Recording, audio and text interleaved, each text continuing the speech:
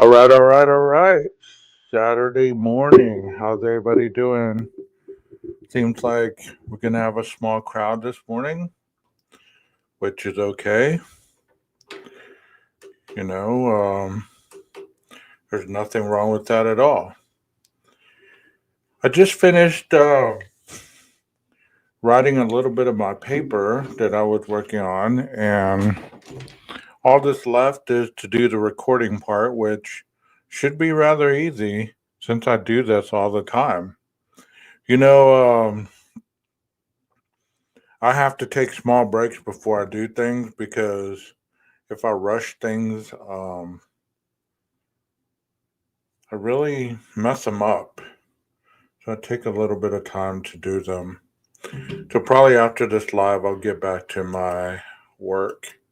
But I thought I'd do this case. I don't know anything about it, but I was watching Elise, and she obviously does. So she can kind of let us know what it's all about.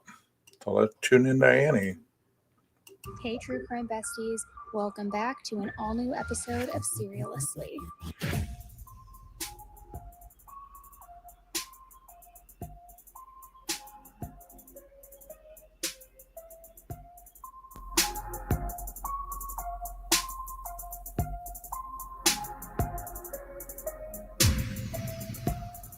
Hey everybody, welcome back to an all-new episode of Serialously with me, Annie Elise. I hope you guys are having a good start to your day because we have got a lot to talk about today. I have been reeling, wanting to talk about this case with you guys. I've been researching ad nauseum, so many details, and there's so much to talk about. Before we get into that, if you are a brand new listener and you have never checked out this podcast, and this is your first time listening, let me give you a little breakdown of what it is we do here. My name is Annie. I like to consider myself like a true crime bestie of yours, trying to break down these cases with you as though I'm talking with my best friend or my sister over a cocktail or coffee, and just talk through these things together, do deep dives, talk about the rabbit holes, talk about what's on social media, theories, all of those different things, and just break it down in less of a clinical way than other podcasts do or other documentaries do or shows, to where it really feels digestible and like you're talking with a friend. So if this is your first time listening to an episode and you enjoy it by the end of this, please follow the podcast so that you don't miss future episodes. And thank you for joining in any event and listening to today's episode. Now, as I said, ever since I watched this show on Netflix, I have been wanting to do the deep dive. I've talked about it a little bit, so you might know where I'm going with it. But it's apple cider vinegar and all things Belle Gibson. Belle, please. I mean, either you're interested in getting to the bottom of this and presenting the facts as they are, the facts, or you're not. Yes, Belle was very convincing in her conviction of being sick and having an illness. Stay strong in your identity and your safu. Look to your community and make decisions like that which Gada have taught us. Look to the Jasa to lead us forward. Just every answer she was giving me was just confirming my gut instinct that she was lying. Now, if you've been on Netflix lately, you might have seen Apple Cider Vinegar already, which is the show about Belle. And it's this woman who really built her empire entirely on health, wellness, and this massive, massive lie. Now, there is some truth to the show, but it's also a dramatization. So, as we always talk about, there's a lot more to the story. And I don't know, for whatever reason it is, documentaries sometimes, whether it's for legal reasons or because they have to fit a lot in a short amount of time, they Like I said, I don't know anything about this case, but we're going to learn together. It might be the most boring live I've ever done, or it might be the most exciting live I've ever done. But you know what? Nonetheless, it's cold outside. I can't do what I want to do. And I'm kind of just wasting a little time so that I can see if it warms up or if it's going to be one of those cold ass days where you can't do anything. They don't go into all of the details. And if you're anything like me, anytime I'm watching a Dateline, a documentary, a series, I'm on my phone. I'm Googling it. I'm looking on Reddit. I'm looking at their social medias because I want to know everything below the line. And I swear, after all this research, I feel like I know Belle Gibson better than she probably knows herself, okay? I feel like I just am in her head, and I don't know. It's not probably not healthy. I'm probably not well, but I just like to know every single detail. So as I said, some of it was covered in apple cider vinegar. There also has been a new documentary that came out that was called "The Search for Instagram's Worst Con Artist." That touched on it a little bit, but it mostly included the infamous 60 Minutes interview with her and kind of regurgitated certain details. It really didn't do a deep dive. So I'm here to do the deep dive. I'm here to go over all of it, also to go through what's fact, what's fiction, what got left out, and the biggest question, who the hell is the real Belle Gibson? Will the real Belle Gibson please stand up? Belle wasn't just another influencer. She was the face of the early Instagram wellness movement. She was the poster child for clean eating, for alternative healing, and most shockingly, the idea that nutrition alone had cured her terminal cancer. So at the height of her fame, Belle Gibson was like everywhere. She was praised as this wellness guru, this best-selling author. She was a living testament to the power of clean eating. But then Okay, so that gives us a little more insight, somewhere to go with this. She was an early influencer that had battled cancer, obviously, and clean eating with what she was pushing. So let's see if she's legit. Then, as it so often does, it all came crashing down. This woman who claimed to have healed herself through diet and lifestyle had, in fact, fabricated everything. The whole thing was a lie. There was no cancer. There was no miraculous recovery. It was just a huge web of lies. And lies that were inspired by the truth, but somebody else's truth. So before Belle became the face of the wellness movement, before the cookbook deals, before the social media fame, she was just Annabelle Natalie Gibson. She was born on October 8, 1991 in Launceston, Tasmania, Australia. Now, Belle's childhood, I gotta be honest, it's somewhat of a mystery, and a lot of details do still remain unknown. And her early years largely are undocumented as well. What we do know comes mostly from her own words, but what we know about that and from her own words, it paints kind of this picture of just instability and constant chaos. Belle grew up in Brisbane, Australia, and she claimed that her father was absent for most of her life, leaving her mother, Natalie, to really shoulder the weight of their family's challenges, which there were a lot of them. And you know, a lot of times, and I've said this before, and I'll keep saying it, many people that are influencers or creators or anything like that, they gain the trust of so many people that they interact with in their chats. These people take their words so seriously a lot of times. So you have to be very mindful of what you say and what you do on your podcast. You can't just be leading people astray, because for a lot of people, you are the voice of reason. And Belle has described a childhood where she herself really acted as a caretaker from a remarkably young age, starting at just 5 years old. In Belle's version of events, she was the one who was holding everything together, the glue of the family, helping care for her mother who suffered from MS. She cared for her younger brother who was autistic. She was the matriarch of the family. They also didn't have a lot of money, and her mom was also always apparently dating questionable people. So because of that, Belle said, I really had to step into this role. I had to take care of my mother, my, unwell brother. I had to do everything. We didn't have a lot of money. I had to figure things out at just such a young age. Like, I'm the one who carried that weight on my shoulders. And by the time Belle reached elementary school, she pretty much claimed that she was essentially a mini adult, that she was navigating life with responsibilities that would be overwhelming to actual grown-ups, to real adults. She was in charge of everything from helping her mother move around to managing her brother's behaviors, helping him with school, getting dinner on the table, you name it. On top of that, she was also making her own lunches. She was cleaning the house, doing the grocery shopping. She was arranging medical appointments for both her mom and her brother. She even claimed that she was a huge advocate for her brother, asking doctors to focus on his diet and to focus on holistic methods of healing, all to help his autism. Now, I don't know how she did this at just 5 years old, long before her peers even learned how to, ride a bike without training wheels or even tie their shoes, but she claimed that she did it. And she says that because of it, she was overwhelmed. So Belle left her family home at the age of 12 years old. She moved around a lot, crashing on friends' couches, staying with neighbors, never truly having a stable place to call home. Now, after a brief stint in a local high school, she ended up dropping out at around the 9th grade. She later claimed that she didn't drop out of school, though, that she just started to homeschool herself, but there was really not a whole lot of evidence to back that up. Then, in late 2008, when she was 17 years old, she decided to make a pretty bold move. She packed her bags and she headed to the complete opposite side of Australia, 45 hours away from the place that she grew up, now in the city of Perth. So she sounds like a very driven individual at such a young age to be able to do all that and overcome some of the obstacles that she's overcoming. I mean, it starts out like a positive thing. I mean, sometimes these stories do.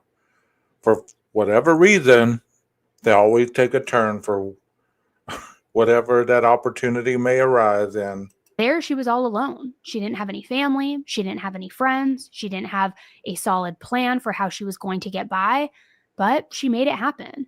And Belle had, I will say, this naturally charming personality. She was friendly. She had a way of just making people feel seen and feel validated. She used that charisma too to her advantage. She even landed a job at a call center for a private insurance company when she was young and trying to make her way now in Perth. And she did well for herself. She succeeded in her position and she started befriending all of her coworkers, really using that charm, that wit, almost that sob story too of her childhood to lure people in. And in her free time, Belle became heavily involved in the local skateboarding community. It isn't clear whether this was something that she was always interested in, if that was something she liked to do and, skate, or whether she ever actually even skated herself or just hung out with people who did it. But the people involved in that community became her main core group of friends. And as for Belle, her interest in skateboarding followed her into her online world, her new orbit, her online persona. She even became an active member of the website skateboard.com, where she carefully just curated and crafted this whole new rebellious identity.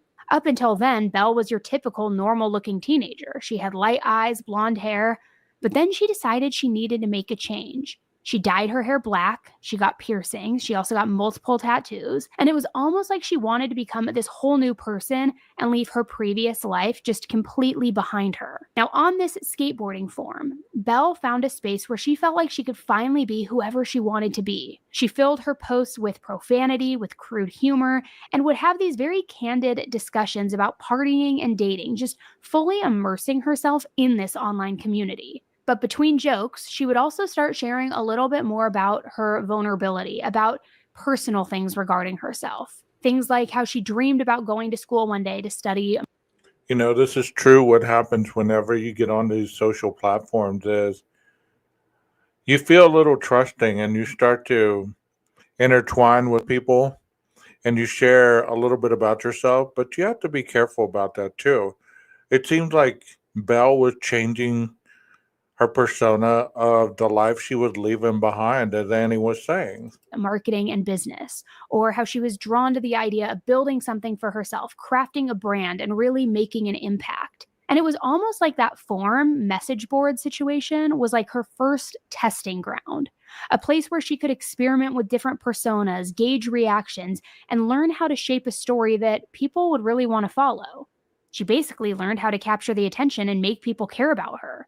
So this forum was almost like an early version of social media for her. And as she spent more time on the site, her posts grew increasingly personal. She started sharing more details about her life, and she just had this level of openness that made this forum feel less like an online message board and more like a personal blog. Then by May 2009, her posts took a pretty dramatic turn, I should say, because what started as just casual discussions about skateboarding, nightlife, partying, things like that, they all shifted to something much more serious, because Belle started posting about some pretty alarming health issues, claiming she had suffered a stroke. She was now dealing with severe heart problems and problems that required her to have multiple surgeries. And Belle's posts did not go unnoticed. I mean, the more that she shared about her health struggles, the more people on this forum started paying attention to her. Many of them had formed genuine bonds with her too, and they truly cared about what she was going through. Then on May 5th, her posts took a particularly alarming turn. She claimed that she had to be rushed into emergency surgery. Her post was brief, but it was pretty dramatic, and this caused a flood of responses from all these worried members and friends of hers. The post read, I have fluid around my heart that needed to be drained, or else my heart would have stopped pumping blood and I would have died. I need to get a valve replaced, but I can't afford it yet. Okay, so Belle was very intricate in the skateboarding forum and everything else that she was doing. And then all of a sudden, her health starts deteriorating, it seems. So everybody was panicked. Everybody was worried. But then, just 2 weeks later, Belle escalated her story. She now told people on this forum that she was heading back to the hospital, this time for her third heart surgery. Now, this announcement started to raise some eyebrows because didn't she just say that she couldn't afford surgery 15 days ago, but yet now she's going into her third surgery? How is this tracking? How was she affording multiple surgeries in such a short time? But many people didn't really question it. They kind of set their doubts aside. They responded with words of encouragement, with words of concern, support, and they wanted to be there for Belle. A day later, on May 21st, Belle returned to the forum with an update. According to her, the surgery had not gone as expected. She claimed that she temporarily died on the operating table all before doctors miraculously revived her. Her post read, "The doctor comes in and tells me that the draining failed, and I went into cardiac arrest and I died for just under 3 minutes. I have the most intense bruising from the paddles when they electrocuted me back to consciousness. I went straight into a coma situation for 6 hours and I just woke up crying for my iPhone. They're amazing. I'm sitting up already and I am a miracle." She went into a coma for 6 hours and woke up crying for her iPhone. Interesting. I mean, if you didn't know any better, you'd think, well, this is legit. But if you're in the medical field or anything like that, if you go into a coma, do you really wake up that quick? And Belle's health claims did not slow down there. They only intensified. Eventually, she told this forum, her new online group of peers and friends, she told them her condition was worsening. Now she was saying that she had a tumor on her heart and it was time to prepare for the inevitable. She was terminal.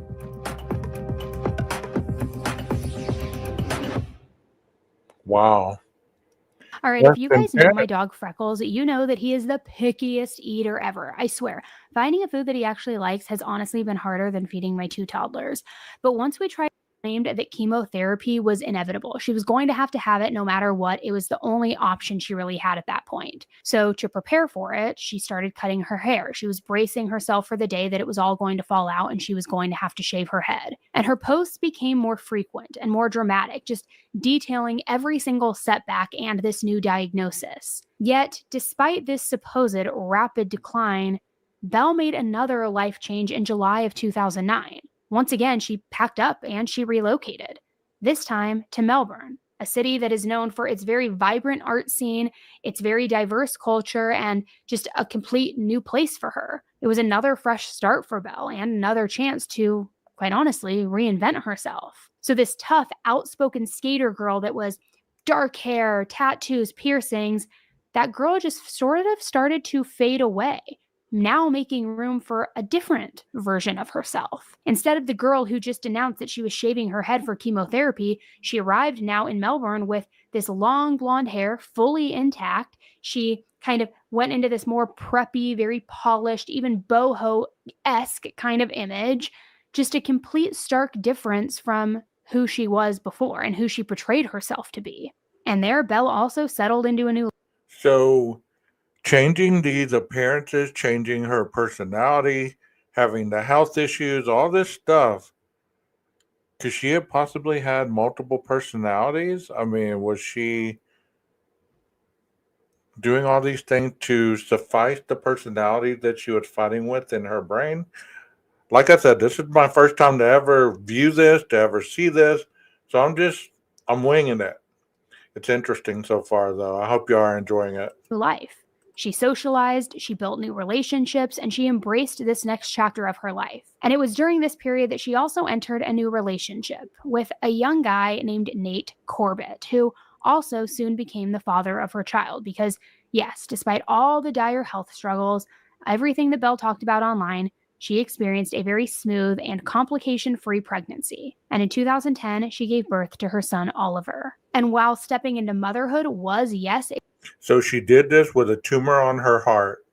Don't forget that. a significant shift in her life, her relationship with Nate was very short-lived. The two of them were always arguing back and forth. Nate wasn't really ready to take on the responsibility of fatherhood or have a child, so they ended up parting ways soon after Oliver was born, and they chose just to co-parent together instead. Now, by then, Belle's health took another dramatic turn. Despite the fact that she was seemingly okay and healthy and well during her pregnancy, Belle's condition started deteriorating rapidly. By this point, she had transitioned from posting on that skateboarding forum to now posting on Facebook and giving all of her updates there. She also claimed that she had been diagnosed with a stage 2 malignant brain tumor. She also told her followers that she met with a cancer specialist who told her that she only had 4 months to live. That was it. So now she was preparing for the end. But Belle was not going to give up, and she really presented herself as a fighter, determined So she had a tumor in her brain. She had a tumor in her heart and 4 months to live. Wow. to defy the odds. At first, she said that she was following conventional medical advice, undergoing chemotherapy, all in an effort to prolong her life. However, after just 2 months, she claimed that she was getting frustrated with the lack of progress. She wasn't seeing the results that she wanted to see. So she told this very moving story that she had passed out in front of the Melbourne hospital after receiving treatment. And when she woke up, she had an epiphany. She only had a few weeks left to live. She wasn't going to live them like this. So, against her doctor's recommendations, she decided to reject modern medicine. She declared she didn't even trust modern medicine anymore. She didn't trust the conventional ways, and she wanted to heal herself through alternative therapies. So she committed to a whole food, mostly plant-based diet, and she fully embraced the Gibson therapy, which is a very controversial regimen that claimed to detoxify the body and restore health through very strict diet changes, such as juicing, nutritional supplements, even frequent coffee enemas, which you heard that right, shoving coffee up your butt and giving yourself an enema. Now, Gibson therapy was developed in the 1920s by a German physician named Max Gibson. It promoted the idea that chronic illnesses and chronic diseases, including cancer, could all be reversed by flooding the body with nutrients that come from organic fruit. Okay, at no point is this advocating for this, but this controversial study or whatever. So please don't take this as medical advice or anything like that. So if you choose to do that, it's on your own. I'm not supporting this. I'm not pushing it. So just putting that out there. Fruits from vegetables, while you're also simultaneously eliminating toxins through relentless detoxification methods, one of the most infamous being those coffee enemas. And again, those are just as it sounds, so look it up at your own risk. But anyway, advocates of this approach believe that cancer is a symptom of a, quote, disease of the whole body, and that detoxifying through diet really can reverse the illness. So Belle said online that this alternative regimen was working wonders, that her cancer was rapidly disappearing. And her story really became this testament to the power of natural healing, just drawing in all of these different supporters who saw her as living proof that doing an alternative path to recovery, it was not only possible, but it also worked. But there was something strange about how Belle handled her illness. While she poured her heart out online, detailing every supposed struggle, she rarely, if ever, spoke about it with her close friends and family. In her personal life, cancer was not a frequent topic of conversation.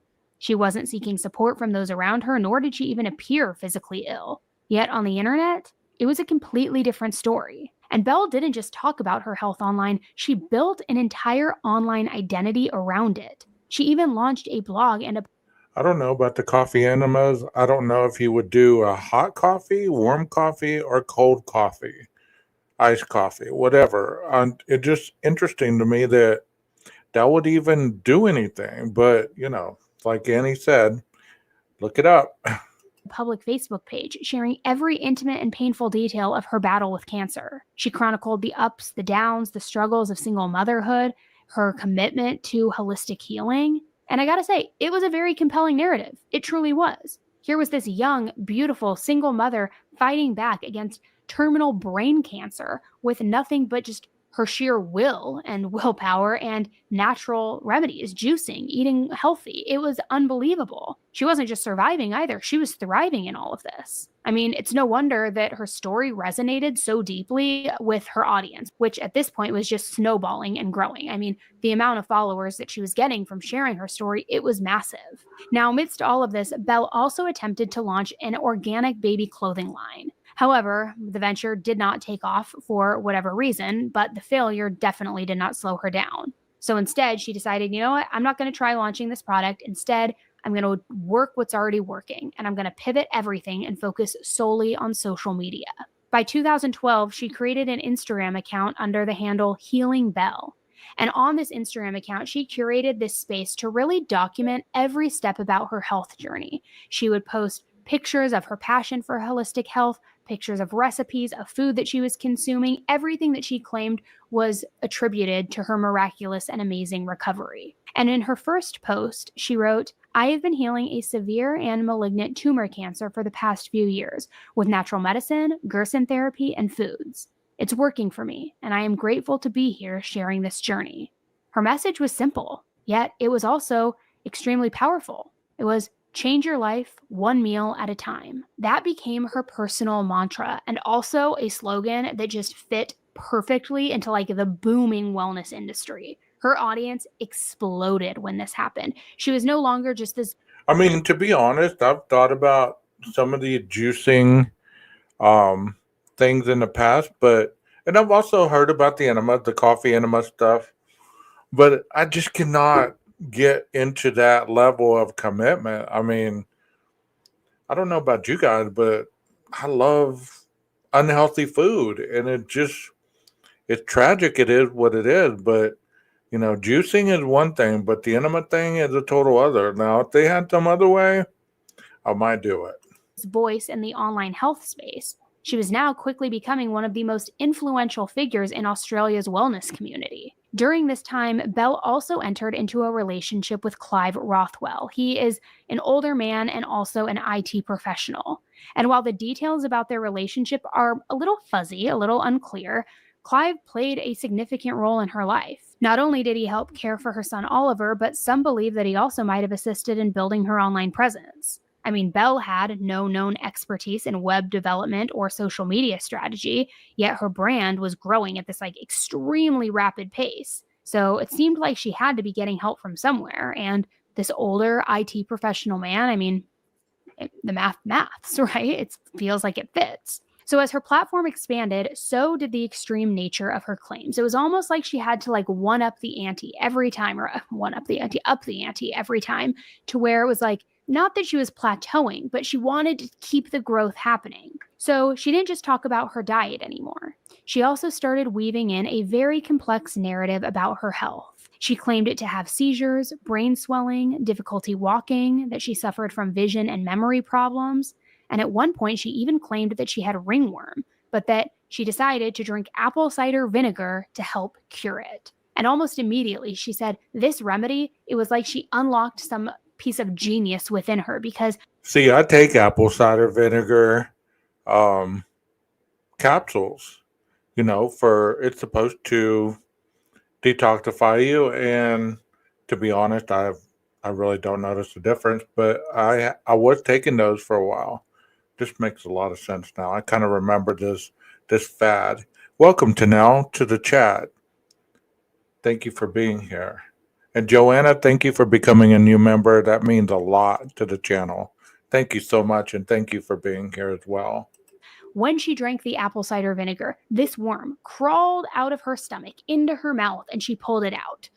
That's not how it works. That's not how it works. And I know that's totally disgusting, but like I said, it's also super misguided, because ringworm isn't actually caused by a physical worm. It's a fungus. But still, she went on. She also claimed to have suffered a stroke, and she attributed that to getting the cervical cancer vaccine. And this just drew in more and more people who truly distrusted mainstream medicine. They were looking for people who felt the same, and a place to validate their skepticism and also validate that there is a natural way of healing. So Belle had positioned herself as this polarizing yet very compelling figure. She wasn't just some influencer peddling wellness tips. She was somebody who lived through it, healed herself after being told she only had 4 months to live. Now she had the answers that the doctors didn't. So as her online presence exploded, Belle realized she now had the opportunity to do more than just blog about her. Did any of you guys ever subscribe to her when she was on the platform? I don't know. They were talking about her being on Facebook, so I don't know if y'all ever saw her on Facebook. I don't know anything about this person. This is an interesting story to me because it does fascinate me on a lot of different levels. Her experiences. She wanted to turn her platform into something tangible, something that would truly solidify her influence in the health and wellness space. So by 2013, she came up with the idea for the Whole Pantry. The Whole Pantry is a mobile app, and it would serve as her hub for her entire health philosophy, the recipes, the documenting, helping others, you name it. It wasn't just about documenting her journey anymore. It was about sharing the tools that had supposedly really saved her life. Belle Gibson is part of a new breed of entrepreneur. She is an ecopreneur. You taste like mango. Belle launched the Whole Pantry app last year. It's essentially a recipe collection full of whole foods and vegetarian recipes, which is the way that we encourage people to get back to the fundamentals of eating more fruits and vegetables.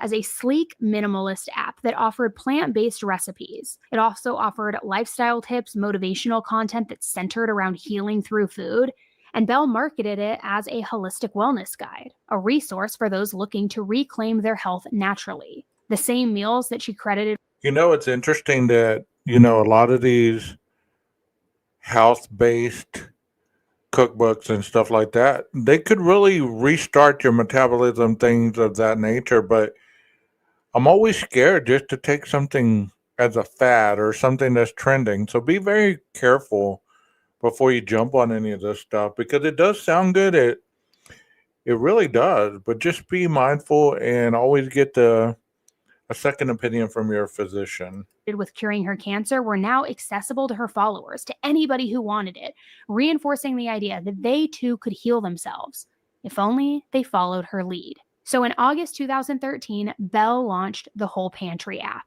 and it was successful almost immediately. I mean, within the first month, the app was downloaded around 200,000 times. By the end of the year, the app had earned the title of Apple's Best Food and Drink app of 2013. And this is what she wanted. This is really what solidified her place in the booming health and wellness industry. Her followers were already devoted, but now they were treating her word like gospel. But the contrast between Belle and the content that she posted was also striking to certain people. Because here was this young, healthy-looking woman sharing photos of smoothie bowls, raw vegan meals, all these healthy organic fruits, all while claiming to be in the battle of her life with cancer.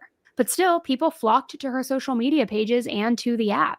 They left her heartfelt comments about how they were dealing with their own struggles. They were also cancer survivors and they were battling it. And Belle fully embraced this role as, I don't even know how you would describe it, almost like a public healer. She didn't just offer support, she also was giving direct health advice. She would respond with recommendations that ranged from daily coffee enemas, shots of apple cider vinegar, warm water with lemon, and then even these all day long repeated juice cleanses. She tried to make it seem simple.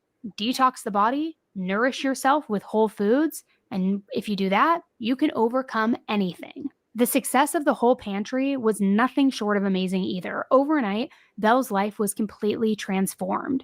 She was generating hundreds of thousands of dollars from her app and from her social media platforms, making so much money, had such a heavy influence. But this financial success of it all, it wasn't her only goal. She was determined to help others. So with all of this money, the way she wanted to help others was by making a commitment to donate most of her profits to charity, all with the intention of using her platform to help those in need. And she supported a lot of... So if this gets worse than that, it obviously has to have a bad downfall because, it's being told on True Crime Channel.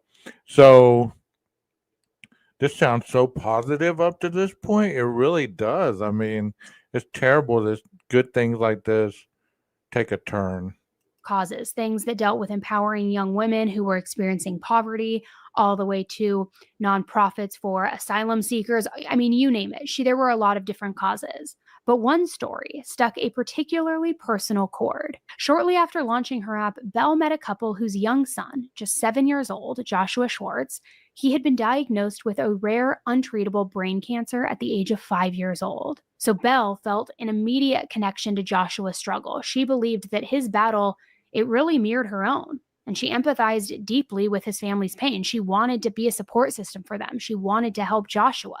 So being motivated by this connection, Belle then went to Instagram and she announced that she was going to donate 100% of the week's profits from the whole pantry, all to help the Schwartz family, help them in their efforts to get medicine to help Joshua. And in a heartfelt caption, she wrote, "Josh has a similar, malignant, inoperable brain tumor to the one that I have.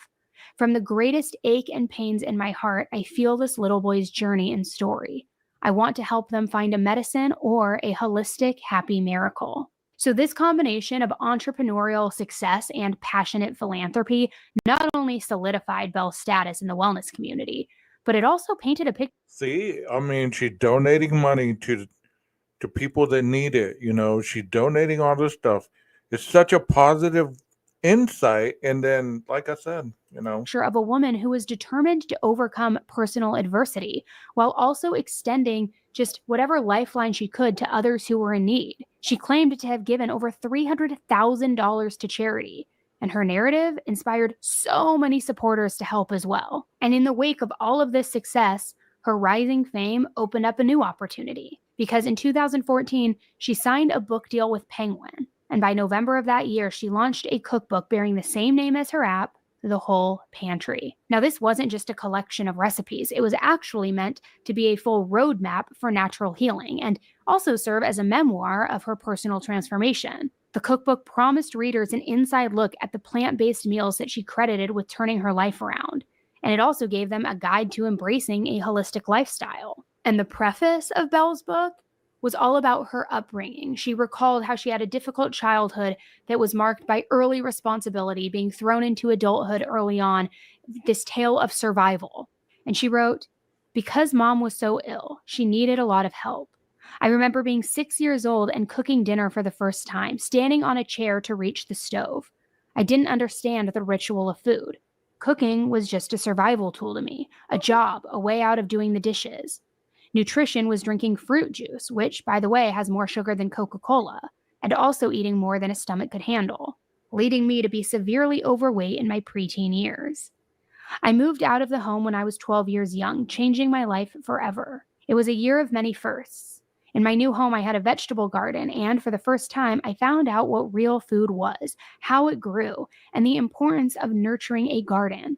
I was empowering myself to save my own life through nutrition, patience, determination, and love." So I was gonna ask you guys in the chat if you were gonna write a cookbook or you were gonna make a manifestation of personal wellness and change, would you know the first steps of doing that without having to do research or anything like that? Would you be able to take some holistic recipes maybe from your family history? How would you even do that? I wouldn't know the first thing about getting started. And it seems like a long and tedious process. I don't know about you guys, but share your thoughts. So as you can imagine, Belle's success with her cookbook and with her app not only propelled her brand forward, but it also earned her significant industry recognition. Cosmo magazine awarded her the Fun Fearless Female Social Media Award, and Elle magazine also published a feature about Belle titled "The Most Inspiring Woman You've Met This Year." Both were a testament to her growing influence and the impact that she was making in the wellness community. And around that same time, Apple also reached out with very exciting news. They were preparing to launch the Apple Watch in 2015, and they announced that Belle's app was going to be one of the first apps that was automatically downloaded on the watch. So this integration not only underscored the popularity of her app and what really it meant and how impactful it was, but it also marked a turning point in Belle's career, kind of just like catapulting her into the tech world, into this new realm of mainstream recognition. No longer was she this isolated Australian wellness guru. She was now on a massive global scale, partnering with Apple. I mean, this was huge. And with all of this success, she found herself living a life and a lifestyle, I could say, that people only dreamed of. While she continued to donate a ton of her money to different charities, different organizations that were important to her, she also used her newfound wealth to buy a lot of luxuries in her life. She purchased designer clothing. She moved into this very lavish apartment. She seemed to acquire anything that she ever wanted with ease, no struggle in the world. And to many, it was inspiring. Like, look at this poor girl from a rough background who worked tirelessly to defy the odds, and she pulled herself up by her bootstraps. She's so successful now. She's rich. She's famous. She has everything. She's healthy. Yet behind all of that glittery success and the everything on the surface, the facade that was out there started to be some doubts that started creeping in. People who were starting to question the authenticity of some of Belle's claims. Dun, dun, dun, dun, dun. Here we go.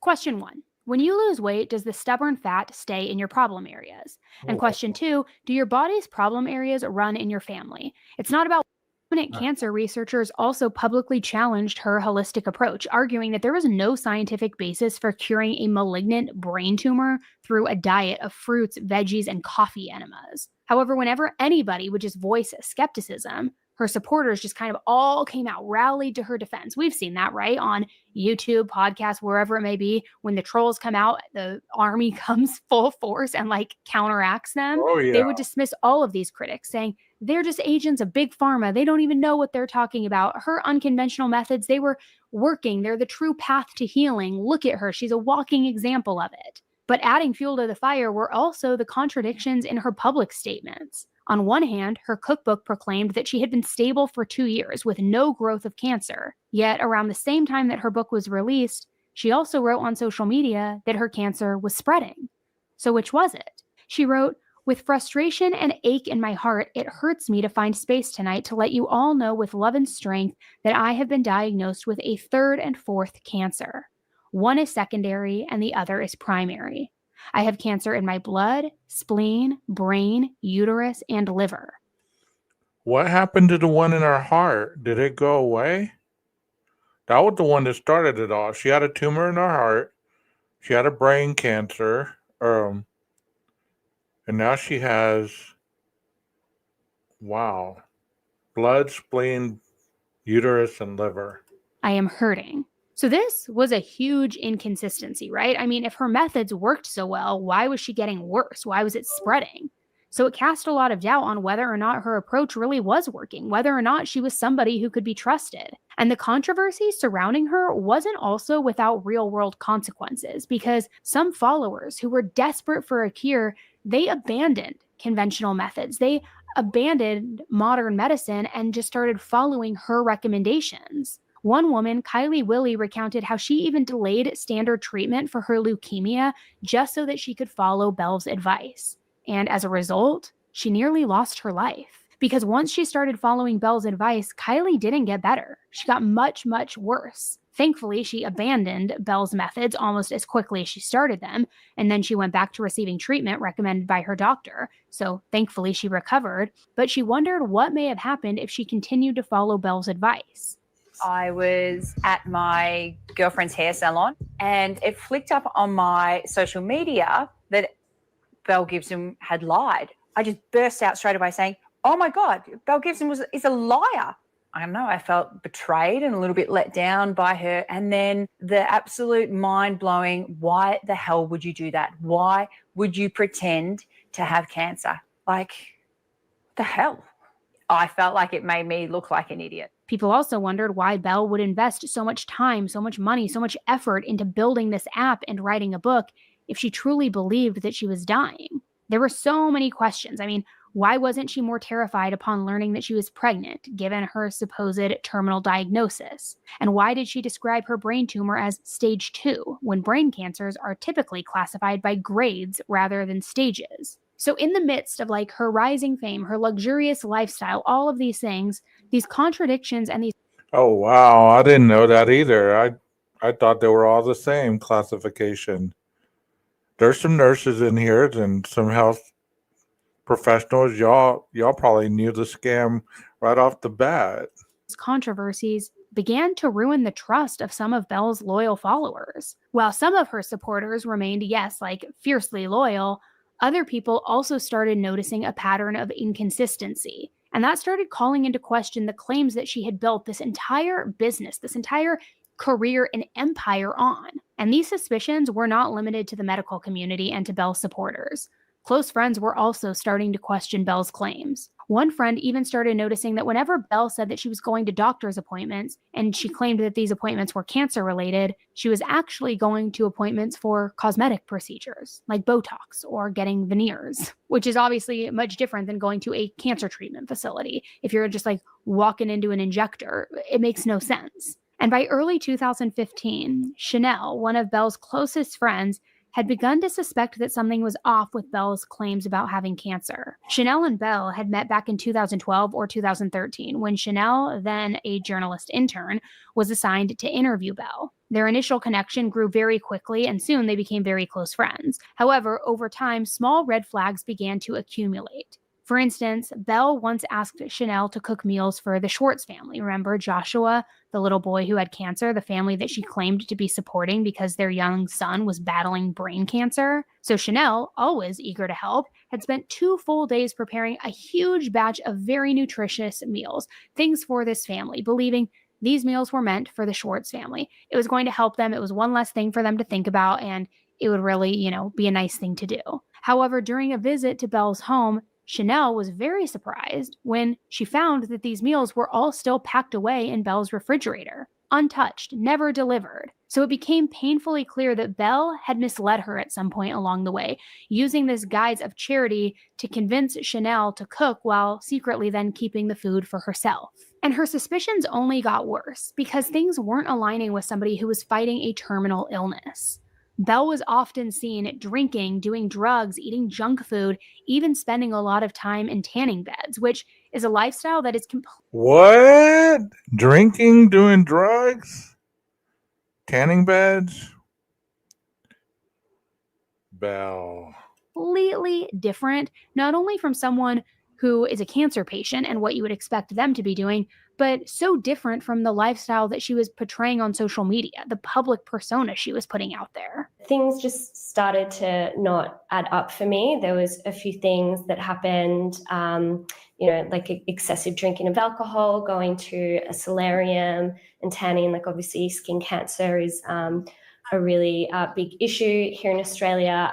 So those things didn't really make sense to me. I had a family friend who passed away of cancer, and I had witnessed their journey with it. So I was kind of aware of someone who is actually very sick of cancer and what that looks like. And they get to the point where they're very frail and bedridden. And Belle was never presented those kind of symptoms. She was always very active, very well, kind of thriving, running a business empire.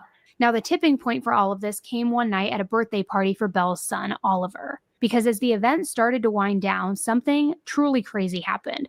Belle just collapsed right there on the floor. She started convulsing. Saliva was coming out of her mouth. Her body was shaking uncontrollably. It was extremely scary. Chanel started screaming for an ambulance, but she saw Belle then abruptly, when she started screaming for the ambulance, snap back to normal and dismiss the entire incident, saying, "I don't want Western medicine interfering.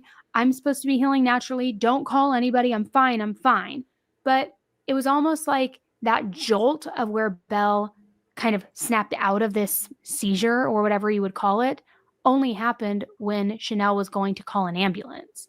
So she was completely disturbed by this, and she started questioning whether Belle was kind of mimicking the symptoms of cancer patients, all to make her illness feel more genuine, to sell her story, to make it feel more real. Then, after witnessing Belle at a bar one night, taking shots, ripping shots, Chanel started confiding in mutual friends, being like, something's up here. Something doesn't feel right. She was sharing her doubts with them. She was just kind of being like, this doesn't track, this isn't making sense. And a lot of them were also starting to wonder if Belle's stories were true. So that very night, the group of friends decided they were going to confront Belle at her apartment. Chanel very quickly, just bluntly said, "Hey, are you sick? Tell me, yes or no, are you sick?"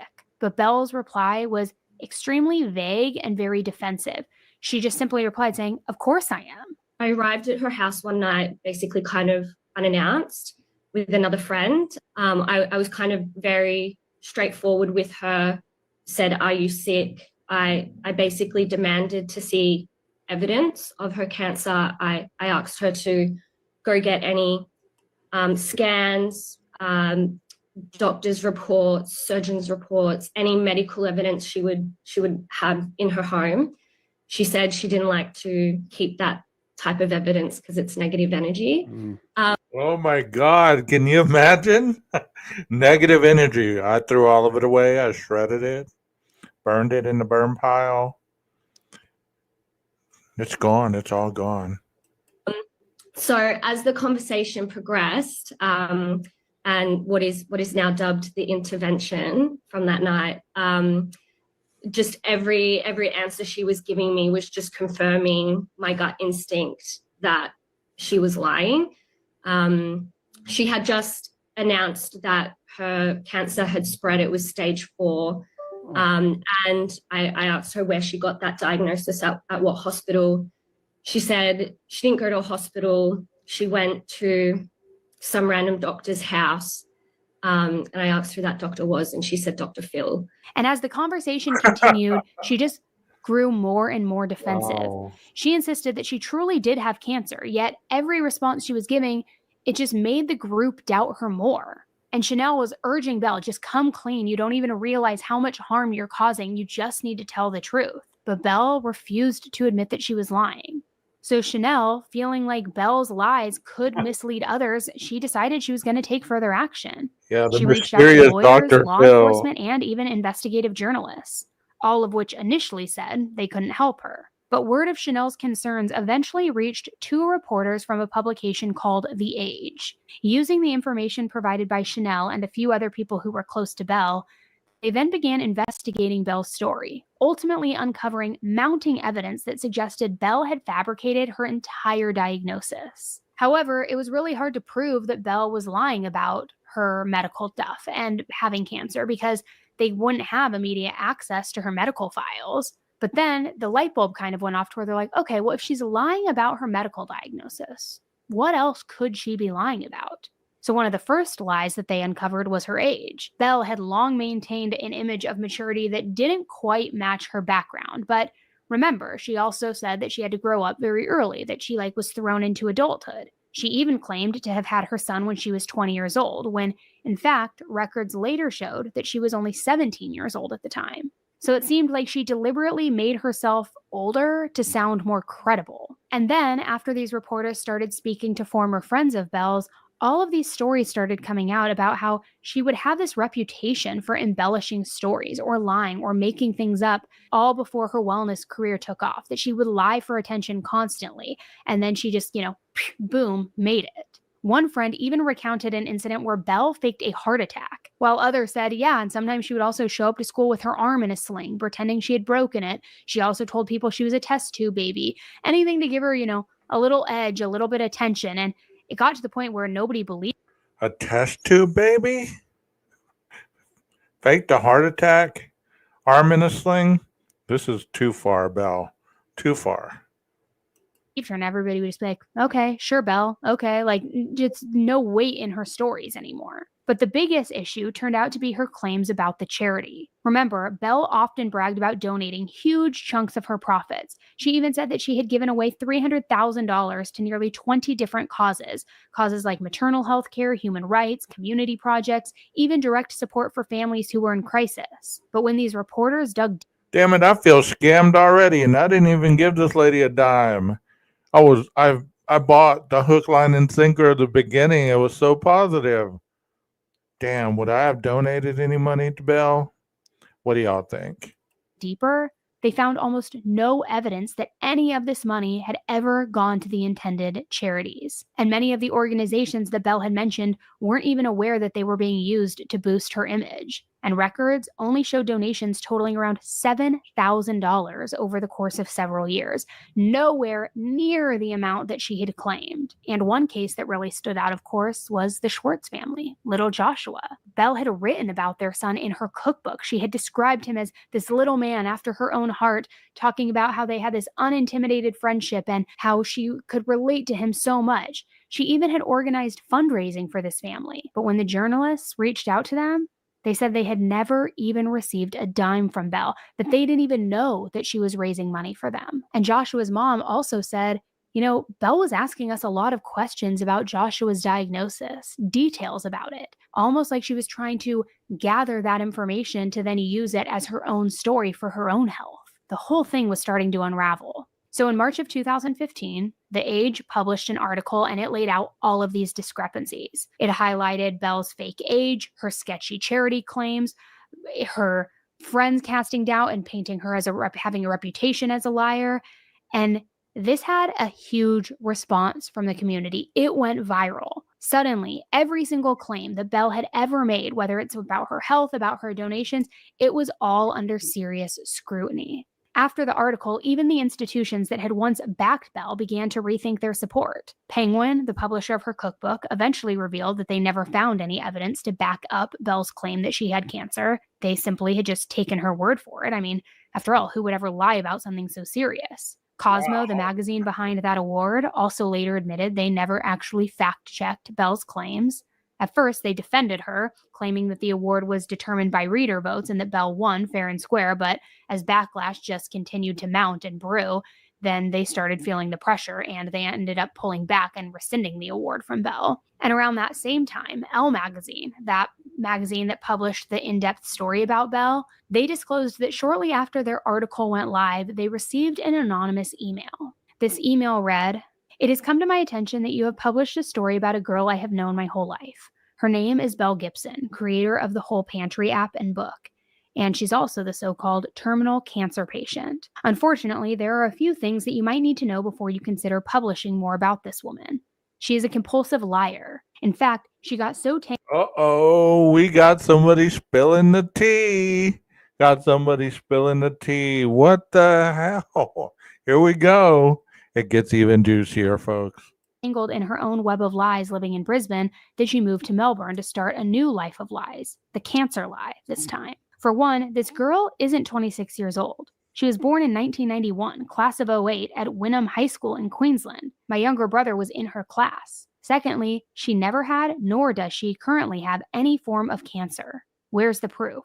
I've known Belle since her childhood, and I'm close with her mother, and she has always had a problem with fabricating stories from nothing on a regular basis. It's one thing to act as if she can cure her cancer by eating organic, which simply isn't true, but to give false hope to people who are actually fighting cancer is nothing short of evil. You must be aware of this before you publish stories about this woman. She is selling her fake sob story in order to profit from her app and her book sales. She is a wolf in sheep's clothing and a master manipulator. Sincerely, sick of seeing her lies published." Now, the magazine said that they didn't believe this email at first, but then after that article from The Age was released, they were starting to wonder if this anonymous person who wrote this letter was in fact telling the truth. So, facing mounting backlash and growing scrutiny, Belle began to backpedal, started to change her story.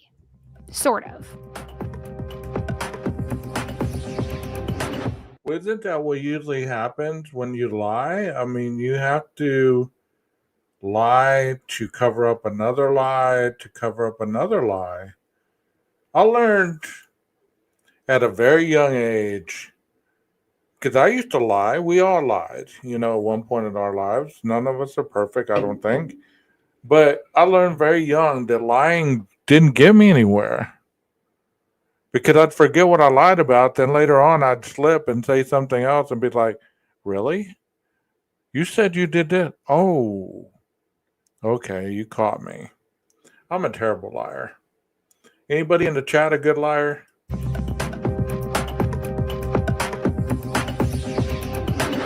when I was One of younger. Belle's first moves when she started backpedaling was to claim that a 2013 fundraising event had actually been an app launch party. So, in other words, she was trying to say the event wasn't some attempt to raise money that never went to charity. No, it was, a launch party. It was to celebrate. However, the invitation for the event told a very different story. It clearly listed 3 charities on it. One that was dedicated to building schools in Sierra Leone, another supporting mothers and their babies in developing countries, and a third aiming at helping a critically ill 5-year-old receive life-saving treatments overseas. The invitation even included a link to a website that's titled The Whole Pantry Community and Charity Celebrations, which stated that ticket sale proceeds would go towards 4 charities that the community was passionate about. There was also another campaign in May of 2014 claiming that the proceeds from app sales would be donated to 2 charities. But, shocker, as it turns out, neither charity ever received a single cent from Belle's company. Yet still, she tried to argue that these events, they were not fundraising events at all. Now, when these simple explanations didn't put people at ease and calm people down, and when the scrutiny continued, not even circulating, but actually growing, she decided to turn to social media to fight back. And she urged her followers to attack the journalists who were exposing her, accusing them of knowingly contributing to the blatant attacking and bullying of myself and my family. That's a direct quote. But even now, this aggressive stance, it wasn't going to combat the mounting evidence against her, right? So in a desperate attempt to cover her tracks, Belle began erasing her digital footprint entirely. She deleted posts that referenced her illness. She deleted posts that referenced her charity work. She removed comments questioning her claims, and she wiped out most of her posts from 2010 to 2012. Her whole pantry Facebook page and Twitter account also vanished, and thousands of photos disappeared from her personal and professional Instagram profiles. This frantic cleanup, of course, only deepened suspicions, though. That doesn't make you look guilty, does it, folks? Does it?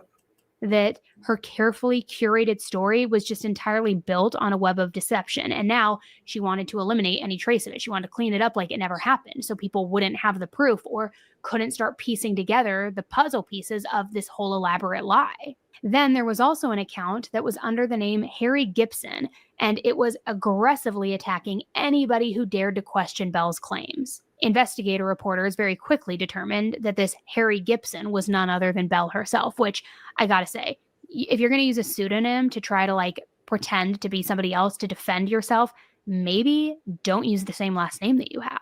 Right? Maybe that's a way to start. I don't know. So as more journalists began exposing her story, Belle's desperation became evident.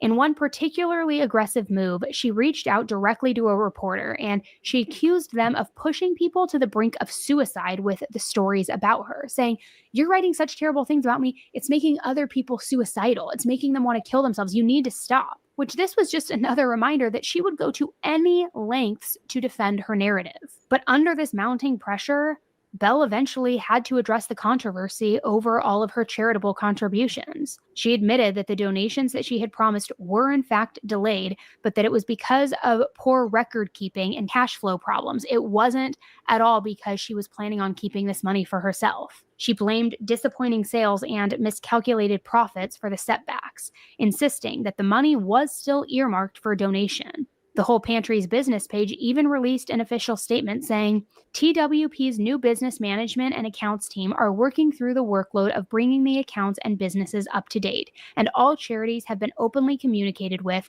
and they are aware of our intentions to uphold this financial support when the necessary keeping of the business are finalized." Now, I'll be honest, that kind of makes sense to me, but it also kind of feels like a word salad, but... I like her sense of humor. What do y'all think? Give me y'all's opinion on this because, we're almost done with this. But what do y'all think? What makes people lie? I mean, is it something that they believe they're going to get away with, or is it something that they believe no one's going to fact check them? They believe that no one's going to look into their stories and just take them at face value. Like Annie said, those 2 publications, they didn't even fact check her. They just took her at her word. And sometimes it can come back to burn you like it did those 2 companies. Okay, at least she was addressing it and making a statement, right? But there was still public outrage. People were pissed, and things continued to unravel for Belle. A few months after that first article, she finally agreed to do an interview with Australian Woman's Weekly. And I got to be honest, she thought this was a strategic move, but it was a decision that only ended up hurting her more in the long run. Because in that interview, Belle admitted that the stories that she had spun about her cancer were all fake. Well, not all of them, but at least the recent claims of her being diagnosed with a third and fourth cancer and it spreading. Yet, even as she admitted that these stories were untrue, she maintained that her alternative therapies had been her lifeline in fighting what she once claimed was an aggressive brain tumor for 5 years. See, if you're going to say, you have terminal cancer or whatever, that's your business. That's your business. That's your shabusiness. But, if you're claiming that what you're doing is alternative lifestyle is curing you, that's giving people false hope that are dealing with terminal cancer as well. They're willing to try anything to beat the odds, and that's what makes it so terrible, Years. She said, quote, "None of it's true. I don't want forgiveness. I just think speaking out was the responsible thing to do." She went on to explain that there was a point where she truly believed she had cancer, but that the lack of clear answers from her doctors led her to start theorizing on her own. She tried to explain her actions away too by saying, "If I don't have an answer, then I will sort of come up with one. It's easy to do when you're left in the dark." Now, the most surprising thing about this interview was that Belle showed absolutely zero remorse for lying. Instead, she attributed her lies and her fabrications all back to her troubled childhood, to her rough upbringing. She really blamed her estranged mother for leaving her and for making her fend for herself starting at the age of 5. Yet this explanation, which I believe was carefully curated to evoke sympathy, it fell flat for a lot of people. And it felt like a really bad justification for such a horrible lie. So shortly after this interview, Belle then appeared on 60 Minutes Australia in what would become one of the most infamous interviews of her entire career. In this interview, she looked clean, refreshed. She had this huge hot pink lip gloss and hot pink turtleneck sweater on, which I honestly, I'm going to tell you, I thought about wearing a hot pink turtleneck for this episode. I don't own one though, but I was like, that'd be so funny if I just like dressed like her. I don't know, just because she looks like such a freaking tryhard. But anyway, it seemed like she was doing this to portray herself as super polished and also to like distract people a little bit, if that makes sense. I don't know. But in this interview, she tried to make every excuse possible to defend why she lied about everything. Everything from her early claims of those heart issues to then those later claims of brain cancer. Were you in hospital at the time that you were posting these? No. I mean, you go into extraordinary details. I had surgery about 7 hours ago. The doctor comes in and tells me the draining failed and I went into cardiac arrest and died for just under 3 minutes. I had the most intense bruising from the paddles when they electrocuted me back to consciousness. Mm-hmm. Minus the wires and constant throwing up of blood. Anyway, the procedure failed and I died. See, I haven't read back through all of that. But I also think when you're young and have gone through the situation I had just gone through, you are melodramatic. I don't have... Melodramatic now? I mean, they're straight out lies. You weren't in hospital. You're claiming you were. You claimed you died twice. You didn't. You claimed you had 2 cardiac arrests. You didn't. That's not melodramatic. That's straight out lying. It is. Extraordinary lies. And if you... I'm going to steal Annie's word, try hard. So if you hear that somewhere in any lives, I stole it from Annie Elise. She's such a try-hard. lie about that and you go to those extraordinary lengths to create the story around that lie, how can we believe anything you say now? Tara, I have lost everything and I'm not here to regain it. But when you hit rock bottom, there is only an opportunity to be honest and to heal and to apologise. And I'm here to do that. There is no reason for me to lie, and it's not something I want to be doing either. So I didn't know whether I was getting worse. I didn't know if I was getting better. I didn't know if it was the same. I thought that it was important to go and seek a scan and be confident in where I stood. I don't mean to be crass about it, but it was also the fact that despite being given a 4-month deadline, you're still alive. Yeah. Was that an indicator to you that you didn't have brain cancer? It wasn't an indicator. I went to the Alfred Hospital and I contacted Mark and I had said to him, I'm not sure where things are at, so I want to go and get a brain scan. He had me sign paperwork which enlisted him as my medical professional, where the scan from the Alfred would be then passed on to him so we could also consult on it. Right. So what did the brain scan show? He brought in scans and it showed a brain tumour. But that wasn't my scan, because most recently I went back to the Alfred and I got my full portfolio from them. And I did get that brain scan, but there is no brain tumour there. Oh, wow. Now she's going with it wasn't hers, it was somebody else's, but it was their mistake. Yeah, so what date was that, Belle? When did you go to the Alfred?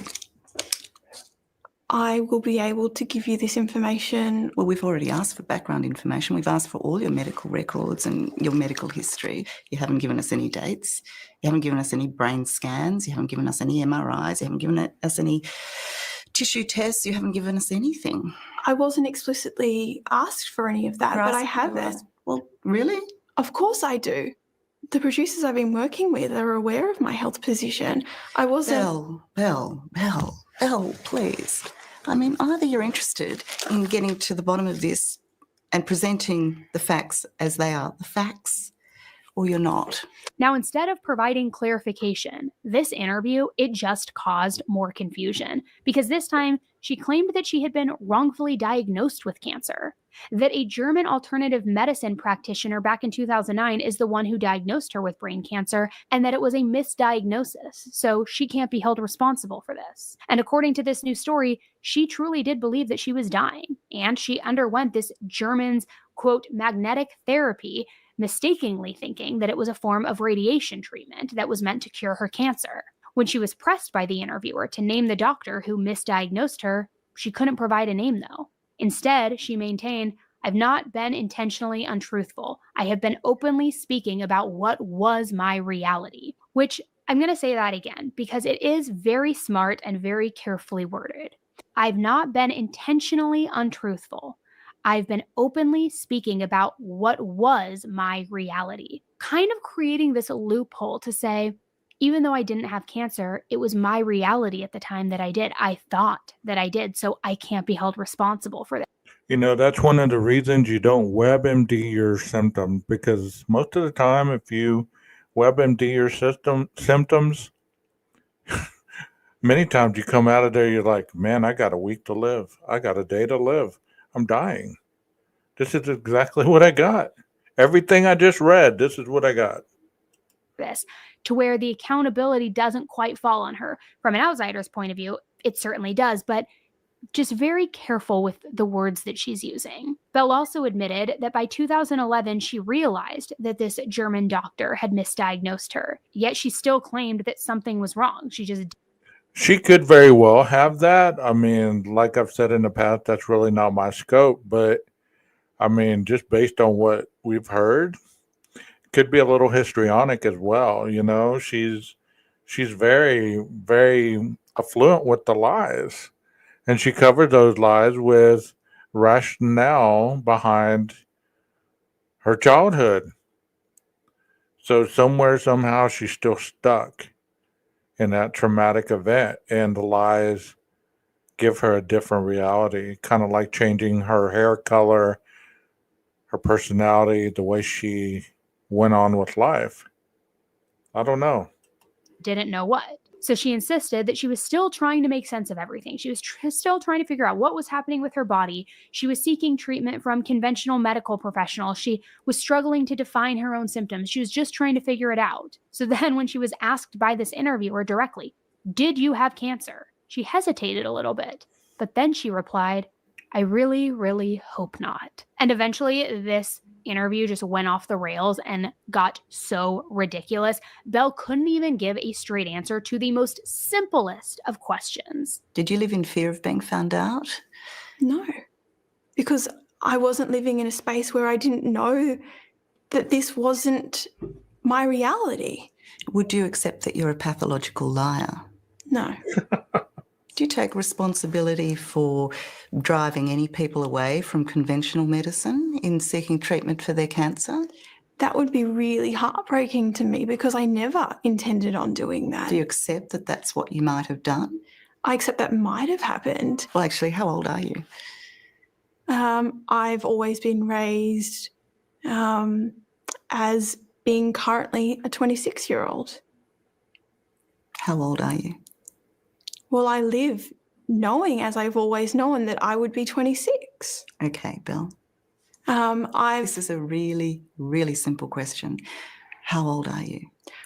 I believe that I'm 26. And? I have two birth certificates and I've had my name changed 4 times. The identity crisis there is big, but that was my normal when I was growing up, Tara. What do you know the truth to be now?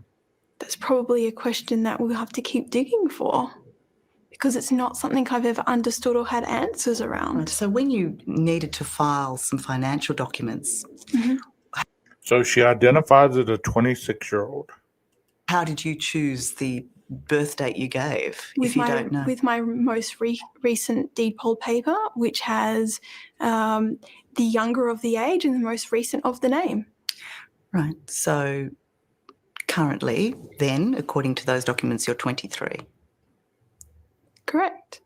Tara, I'm trying to draw on information. No, don't draw on information. 23. Just be honest. I am being Please be honest with you. I'm trying to be open to what you're saying, but you were just muddying the waters with every answer.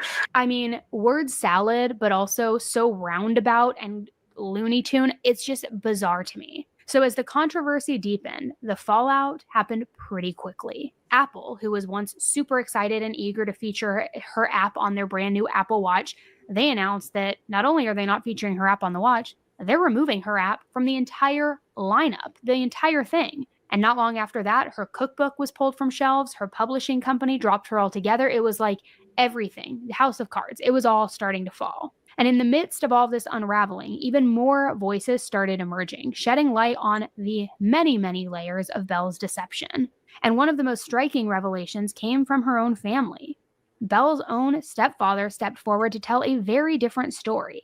He admitted that her childhood, yes, had been far from easy, and Belle did indeed leave home around the age of 12, but instead of disappearing and bouncing from friend house to friend house and couch surfing, she moved in with an older male neighbor, a man who lived just down the street from her mother. Which I have to say, that is really crazy. What kind of mother in their right mind would allow their 12-year-old daughter to move out and go live with an older adult male who has no relation to the family? I mean, I don't want to speculate, but I can only imagine what probably went on in that house. It can't be good. Now, Belle's mother later spoke out too, offering a very different account of Belle's childhood. When it came to Belle's claims about her childhood, her mom said, quote, "What a lot of rubbish. Belle never cared for me. Her brother is not autistic, and she's barely done a minute's housework in her entire life. I've practically worked myself into an early grave to give that girl everything that she wanted in life." And adding to this mounting evidence against Belle and all of her claims, her brother Nick also broke his silence in an interview. He confirmed he was not autistic, and he also expressed genuine confusion over why Belle would have described him that way. He recalled that he and Belle had been close when they were younger, but then as they grew older, he noticed a disturbing shift in her behavior. I don't like that hate word, but sometimes I feel like turning around to her and saying, "Belle, I hate you." What has your sister done to your life? She's stuffed it up real bad.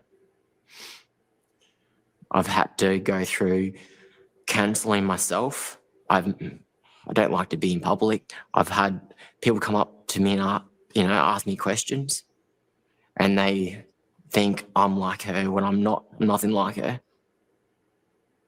But I really hope she does watch this and see how much I am hurting. You are, aren't you? You're broken. I am.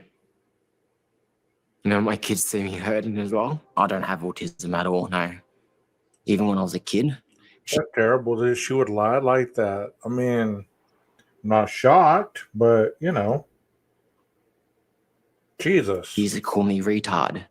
What did that make you think about yourself growing up? I hated myself, and I didn't want to be around. I was shy, placid, and I didn't like to be out in the public just because things she said. And she's come out and said that you're virtually non-verbal. It's correct. Like, I talk to a lot of people. I do have trouble with reading and writing, but that's, it's always been the case.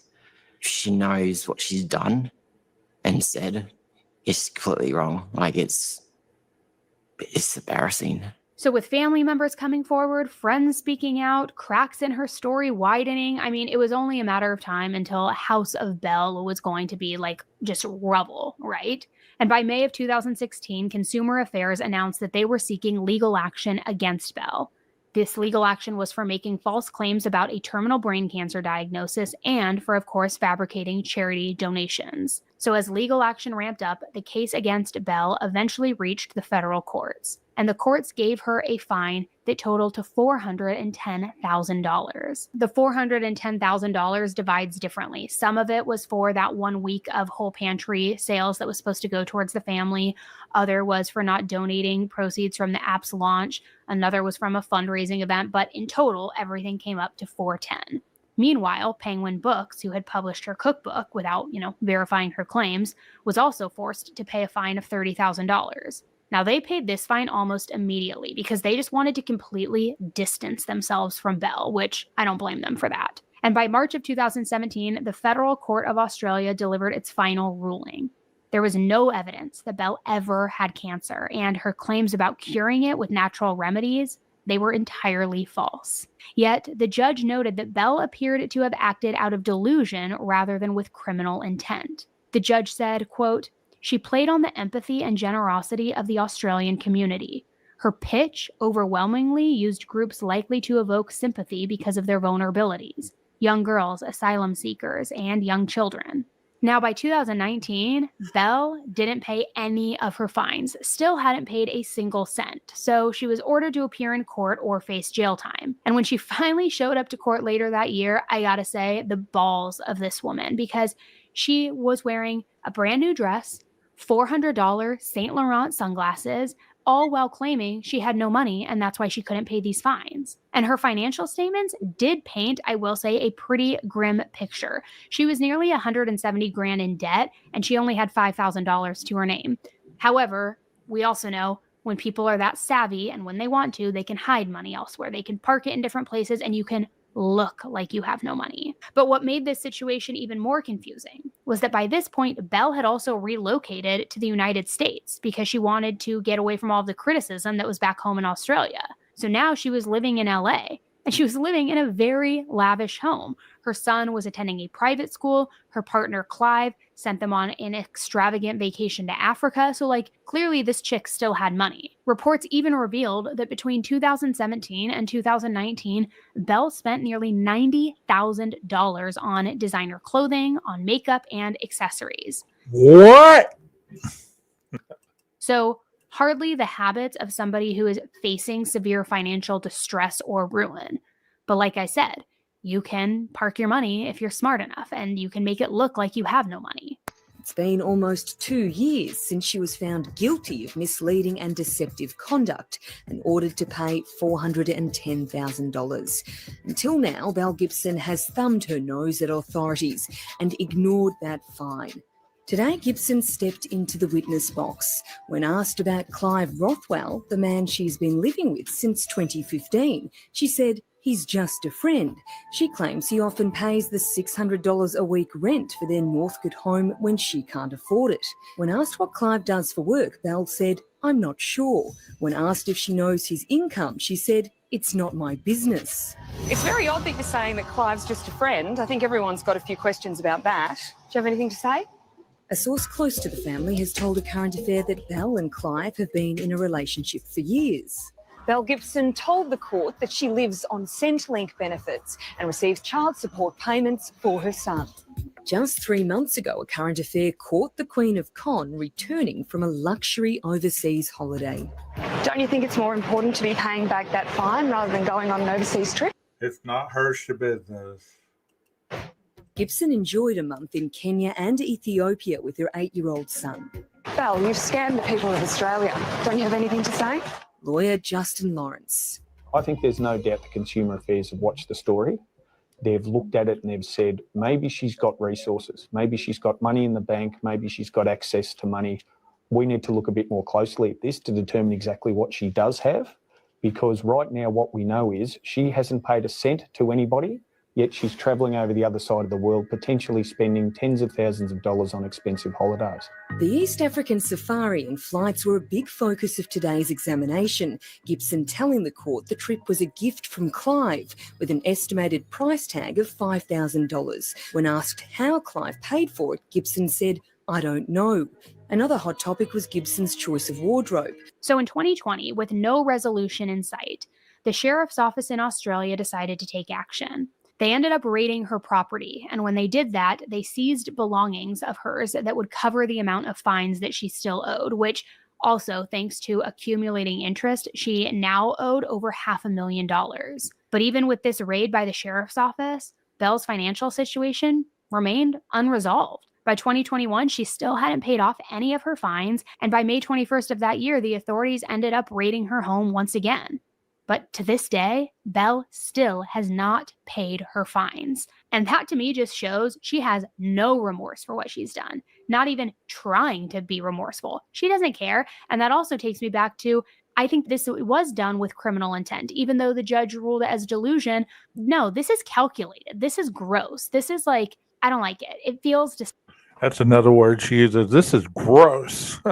disgusting. At this point, she also pretty much vanished from the public eye. She briefly reappeared in 2020, sparking a fresh wave of controversy. Videos emerged showing her claiming that she had now been adopted by a local Ethiopian community, and she even appeared in a video referring to Ethiopia as, quote, being back home. Presently, when you speak to those back home, people are being arrested, people are being shot in the street because of their Oromo identity. You know, like the madness that is happening in the last week came as a complete shock to everybody.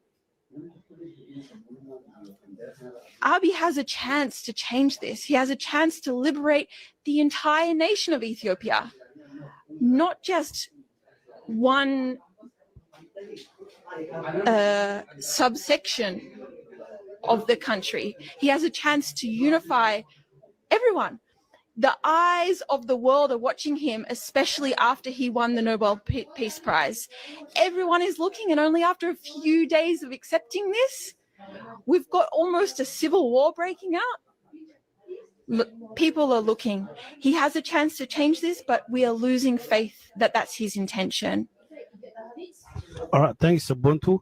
And so today, you know, that's what the oldest in the Oromo community gather together to have a chat about what's going on in the Oromia, and then they want to support people that who's been injured and then who's been arrested, or like someone who's going through hard time at the moment in Oromia. So like do you have any advice for Oromo people that are around the world? My advice is in line with our hero Joa. You know, let's look to the Jasa, just like the Gada system teaches us, like our forefathers have taught us, like our leaders are telling us now. Conduct yourself with some safu. Hold yourself. Don't make it worse for our people at this time. Defend yourselves and defend your honor, defend your identity. Sleep with one eye open. She insisted on being called Sabantu, and she appeared in these videos attending community events, weddings, meetings, and just casual neighborhood barbecues. It was almost like she was now, once again, embracing an entirely new identity. However, this community's warm welcome, it was short-lived, because once these videos circulated, all of these concerned locals began receiving messages from outsiders warning them about Belle, about her lies, her notorious past, her history of using people. So the community, already kind of confused about where Belle came from, they grew increasingly suspicious. Initially, the group's leader had assumed that Belle might simply be a girlfriend or a relative of one of the members. But then, as time went on, Belle's behavior raised even more red flags because she started asking community members questions about their personal financial situations. So these questions, combined with the warnings from outsiders, convinced this Ethiopian community that something just was not right here with Belle. So in a move to protect their group, the leaders expelled Belle. They barred her from any future events. They were like, no, get out of here, good riddance. Soon after that, her relationship with Clive also started to unravel, though the full details, they remain a little bit unknown. Clive has been by her side through all of the ups and downs, living with her, supporting her, even raising her son, their son, Oliver, together. Some people theorized that he was well aware of the inconsistencies in Belle's story, but that he chose to overlook them, just happy to ride the coattails of all of her success. While others believe that his deep bond that he shares with Oliver is what led him to suppress his doubts, all in order to maintain stability for the family and for Oliver, who he treats as his own son. Now, even as the layers of her personal life and her lies and everything she did, the deception, even as those layers are peeled back, the true motivations behind Belle's elaborate web of lies, it's still a mystery, right? What did she do this for? Why did she lie? I personally think it was for attention. And then when she started realizing she could get even more attention with a book, with this and that, and started to see the influx of money, I think then it became more financially motivated. But I don't think that it stems from that. I don't think the root was for money. I think it truly was for attention and maybe even acceptance, which is kind of sad, but also kind of desperado and certainly not a good enough excuse to do what she had done. Now, some people believe that her entire act was an attempt to emulate another Australian wellness creator named Jess. Jess had already made a name for herself by documenting her own battle with cancer and also by, speaking out in support of alternative therapies like Gerson therapy and coffee enemas and all of that. Now, although it wasn't brain cancer, unlike Belle, Jess actually faced a rare aggressive form of skin cancer, which even led doctors to recommend amputating her arm. But Jess chose to fight back with alternative treatments, and she shared every raw detail of her journey online, even announcing that her mother had been diagnosed with breast cancer and was following the same treatment plan as she was. Gerson therapy, but it's a very intense, completely natural treatment modality that involves loading the body up with all the nutrients it needs to heal, and detoxifying it of everything that is getting in the way of healing. And so I went over to Mexico with my mum, and I spent 3 weeks at the Gerson clinic learning how to implement this therapy in my life. It was 13 glasses of fresh organic veggie juice every day, 1 on the hour from the moment you wake up to the moment you go to bed. It's completely overhauling your diet to eat 3 massive, all organic, vegan meals that have no salt, no sugar, no fat, no spices, no herbs, no caffeine, no drugs, no alcohol. Everything that was a staple of my diet for the first 22 years was gone and replaced by plants and juice. And then there was the castor oil, which we had to drink orally every second day to clean out that small intestines, to give us the runs and make us feel like we have a hangover every second day. And then there was my favorite part of the whole therapy. Sign me up. Where do I sign up? I want to feel like that. God, no. Which was the coffee enemas.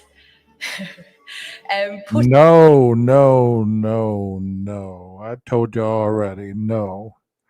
Latte, cappuccino, I don't care what it is. No. Putting 5 buckets of coffee up my bottom every single day. It seriously is the best part. You get 30 minutes alone to yourself in the bathroom 5 times a day. It's great.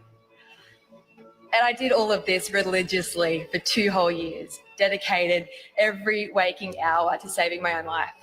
And I did this because very early on in my journey, I called up one of the counsellors at the Gawler Foundation, and I was really probing her about Ian's story and how he did it. And the one thing that she said to me that really stuck with me through all of it was that everything that you do needs to be to heal your body. Every single thing, every act that you take, it needs to be in the act of healing your body. Be radically kind to yourselves. Be brave enough to follow your intuition, even when it's really, really scary. And always, always, always be really well. Thank you so much. Did she say 5 gallons a day? hearing me speak. And thank you so much to Ian. Thank you.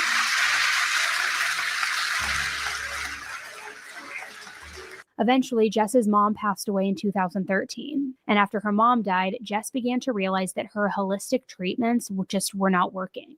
So then she tried to seek conventional medical care, but unfortunately, it was too late. The cancer had spread throughout her entire body, and it could no longer respond to treatment. So Jess herself passed away in 2015.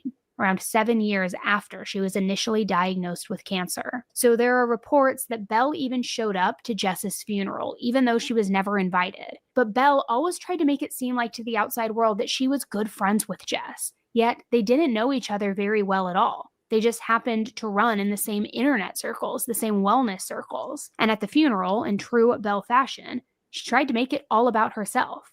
She was wailing, she was crying so loudly, so much that people couldn't even concentrate on the service that was happening. A lot of people think that all of her outrageous lies are basically, like I said, just a cry for attention. Friends have always said that she was an attention seeker, even from a very young age. And that if she was never the center of conversation, she would just come up with like crazy stories and crazy lies to stay in the spotlight. Some even suggested that she might suffer from having Munchausen's, which basically is when somebody deliberately exaggerates or makes up symptoms to get sympathy or makes themselves sick. In the end, whether it was an attempt to copy Jess because of the attention Jess was getting and the accolades that Jess was getting, or just this constant need for validation, or I don't know, something maybe even deeper, the real reasons behind Belle's elaborate lies and this hoax still remain unclear. And like I said, that Netflix show, Apple Cider Vinegar, it doesn't always clear things up. It kind of invents characters and storylines for the show that are like true-ish, but not all true, and they don't really match reality. There are lists online of all of the differences between the show and what actually happened, which you can look up. But one example is that in Apple Cider Vinegar, there is a character who is loosely depicted and based on Jess, the actual young woman who died from cancer. And her family is not happy with how in the Netflix dramatization, this character is depicted as sort of like this jealous rival with Belle. There was never any jealousy like that. There was never any sort of rivalry. So again, they base it loosely on a story, but then they exaggerate certain storylines to enhance the interest, the production value, all of those things. And Chanel, the friend who initially confronted Belle about her lies and called her out and then even went to the press and to law enforcement about these lies, she has issues with the show as well.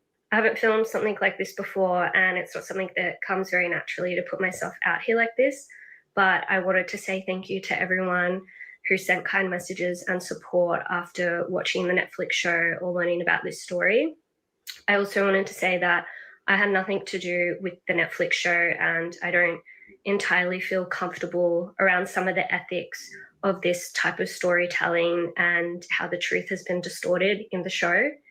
And I just really hope that the core important messages about this story isn't lost through the glamorization of this show, and just to remember that there's been really vulnerable people in real life that have been impacted by this. So I guess that kind of brings a bigger question into play here, and I'm curious to know what your thoughts are.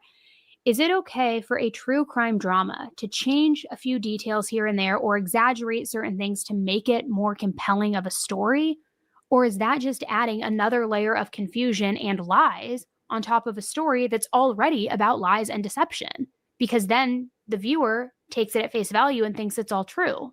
I don't know. I also want to know what you think. What do you think Belle's true motive was in all of this? And she still hasn't paid any fines. Was her punishment enough? Probably not, because she didn't even pay anything. She wasn't even punished. She was punished on a piece of paper, but like there was no punishment because she hasn't paid her fines. So did she learn her lesson? I don't think so. She once again changed her identity and morphed into somebody else in Ethiopia. Like, what's going on? What is going on? I don't know. I'm still diving into this because, like, I think it's only a matter of time before Belle speaks out. And you know what I would love? I'm just thinking of this now. I don't know how much people pay for interviews. I think I remember hearing that the 60 Minutes interview, they paid her like $70,000 or something like that for that train wreck of an interview. I bet you big networks have a lot of money at their disposal. Like, maybe not this amount of money, but how awesome would it be? And this is maybe a call to action. So if you agree with me on this, share this episode and tag these people.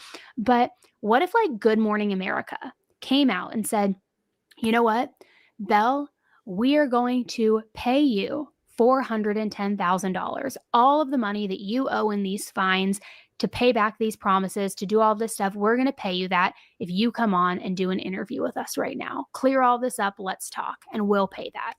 Or even better, we'll pay you $100,000 to do the interview, and we'll also pay all of your fines for you directly so that you can be absolved and free of this whole headache. Just come do an interview. Now that I say that out loud, I get that it might be controversial because she shouldn't be paid for just speaking. She should have to like do the hard labor, the hard work to pay that money back and like feel it. So maybe that's actually a terrible idea now that I think about it and sit with it. But I don't know. At least then there would be like some sort of retribution. At least the people who are wronged would be made whole. But yeah, I get where that actually doesn't teach her a lesson. But I just really want her to do another interview. I would love to talk to her directly. I doubt she would ever come on here. But Belle, if you're listening, come chat. If you are back in LA, I'm a stone throw away. I'm an hour away. Come in, girl. I have a lot of questions. But I'm sure that we will hear from her soon on some sort of platform. Kind of like we ended up hearing from Anna Delvey again. I just feel like she's too much of a narcissist to let all of these things come out about her and continue coming out about her and not try to like combat them. I could be wrong, but that's my opinion. So let me know what you guys think. All right. Thank you guys so much for tuning in to this episode, the whole deep dive on Belle Gibson. If you are a brand new listener and you've never listened to us before, take a moment, follow the podcast so that you don't miss anything. Every Thursday, we also release an episode called Headline Highlights, where we go through everything going on in the true crime world. So you can tune back in for that. And we also have bonus episodes if you need more content to binge. But yeah, thank you guys so much for listening. Until the next one. Be nice, don't kill people, don't scam people, don't join any cults, and just try to be a good person. All right? Thanks, guys. Thank you, Annie. Great advice. Great advice. Don't kill people. Don't join any cults. Take your meds and hydrate. That's a shout out to Ronnie Potter right there. What'd y'all think about that?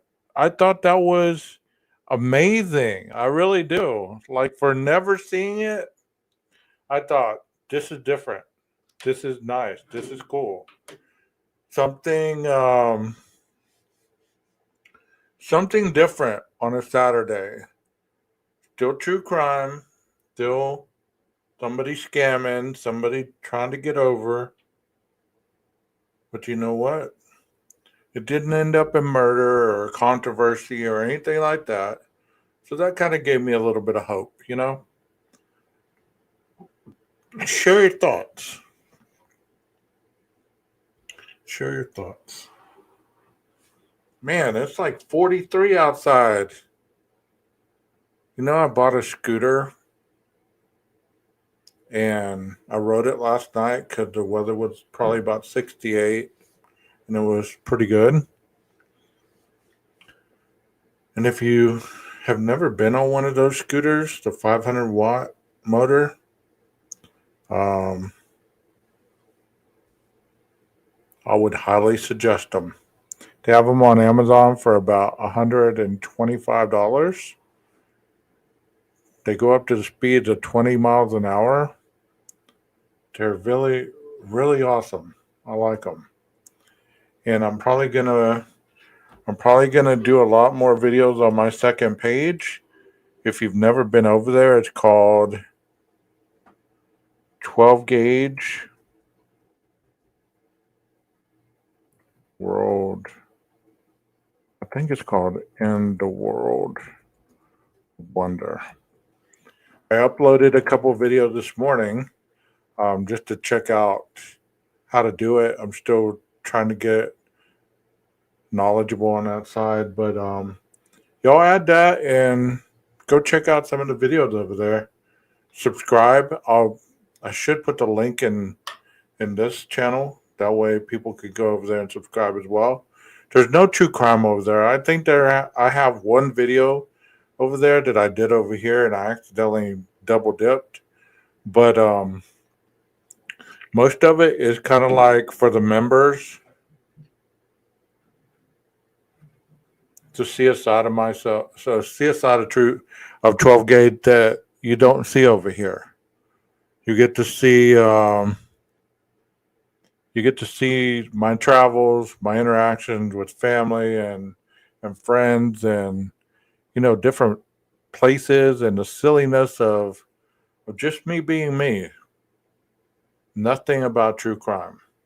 So if you want to go check that out, please tell people 12 gauge in the world of wonder, or look for the link.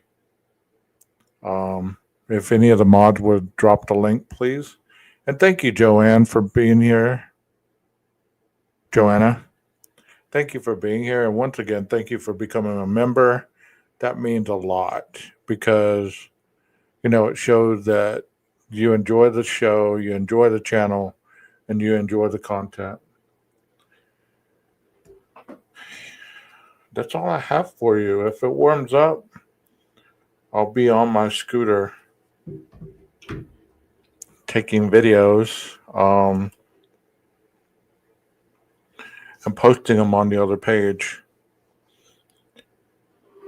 It's on my other channel. Hold on a second. Let me switch accounts and put them on here. I hope to make it one of those channels that there's just so much stuff on there that you can't help but go and watch it.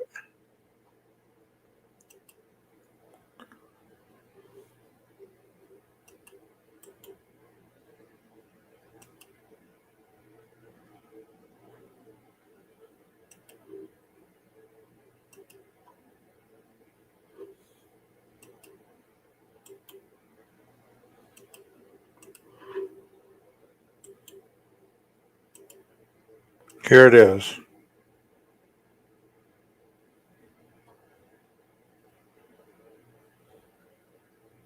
There's my other channel. It's called 12 Gauge in the World of Wonder. And let me show you what it looks like so that you can see what the backdrop. There it is.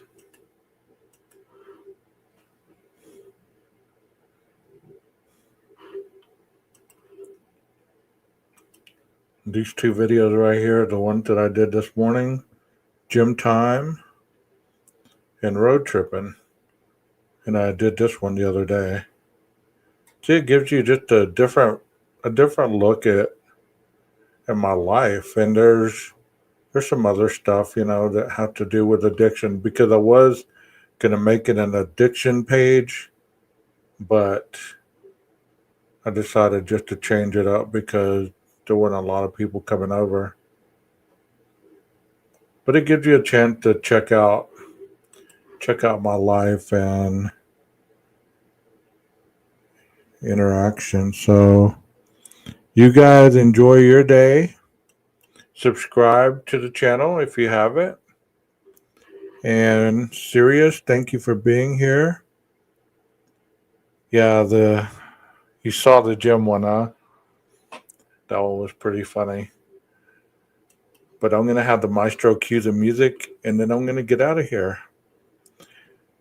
Pray for my motivation for the stupid podcast that I have to do. I can do it.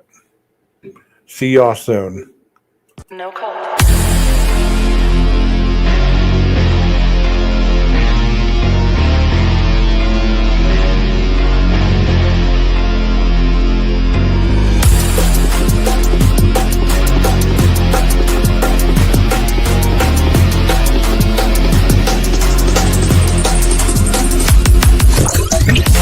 Warning, Neo detected.